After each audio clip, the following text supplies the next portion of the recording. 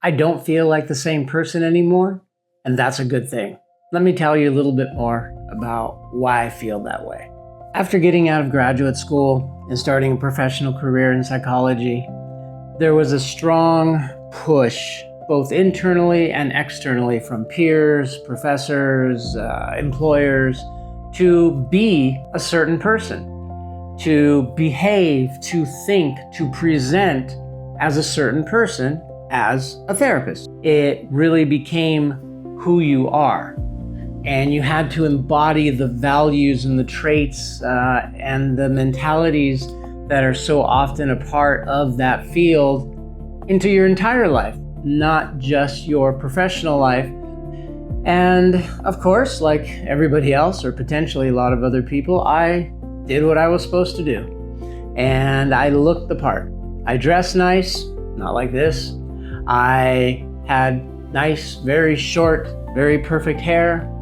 Like I said, this transition started coming along, a couple years or so ago, and my son started playing lacrosse for his high school. And so I go there and I look around, and I always felt out of place. One, I was a little older than the other dads, but two, I wasn't being me. I was so stuffy and professional around a bunch of much more free and people who could just enjoy and didn't have that same aura. I'm a PhD, blah, blah, blah. And so I said, you know what? Why? I don't care anymore. I want to be me. And so I started growing some facial hair. That's when this started. I started growing out my hair from very short and professional. As you can see in my headshot, it got pretty long there for a while. It's a little shorter right now, but it'll slowly be coming back. And I remember telling some friends and Jody, as I would see pictures of myself or whatever, that I hadn't felt more like myself almost ever in my life. It was kind of the first time since getting out of school and starting professional work that I actually felt like myself again, because I wasn't trying to play a part. I was just me, and it was absolutely fantastic. I still maintain it today. I dress a little nicer than I did there for a while. My hair is a little shorter than it used to be, although it may grow back a little more again. Kind of found that middle ground. Be yourself. Find a way to bring yourself into whatever persona you have to present, and try to find that middle ground. I'm sure I could have too. I just had never thought about it and thought I had to fit other people's molds. And now I'm realizing I can fit my own mold. My clients haven't said a word. The established clients didn't think all of a sudden I'm not the same professional anymore. And primarily all the new clients that never knew me any other way than, especially when I had the longer hair and the facial hair and wore a t-shirt, never said a word. They seemed just as happy with me as everybody did before when I was the fake Chris. And so in a sense, it was almost like a lot of wasted years pretending to be somebody that I really wasn't.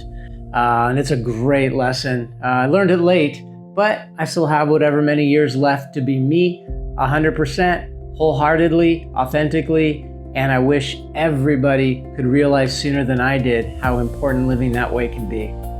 And the trick really is that once you stop playing the game, presenting for other people, and being your true and authentic self, other aspects of your true and authentic self can come into play as well. I let so many things go. I really didn't pursue photography even for fun during those years. I was busy. I was being productive. I was playing the part. Music took a back seat, not only in terms of creating music with the piano that you've seen and how I'm getting back into that, but even just enjoying music. I probably had not been to more than one concert the entire time since I'd gotten out of school. And I loved going to concerts and getting concert shirts and all the tour dates on the back and everything that entails and being in the atmosphere. And I probably went to one, maybe two, it's hard to remember. Again, partly because I was busy, but again, partly because I was so busy focusing on being the person I was supposed to be instead of the person that I enjoyed being, that I kind of forgot. I forgot to have fun. I forgot to just kind of go listen to loud, heavy metal music, something that a lot of people might not think is fully aligned with a therapist. So it wasn't a conscious thought. It was just when you're so consumed with being a certain way, you kind of start to forget who you were. And then all of a sudden, like in my case, 30 years go by and you realize I missed out on this, I missed out on that. And like I mentioned a few moments ago, there seemed to be absolutely no downside to it.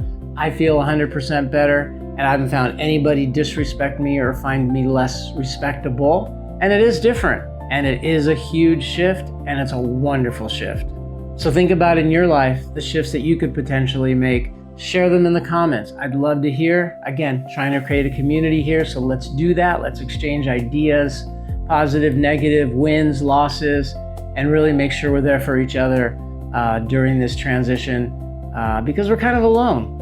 I don't know if I mentioned it in another video or not, but there's a ton of people out there talking about how to get rich and prepare for retirement. We seem to be in a very interesting group where we're kind of like, we have a foot in each camp.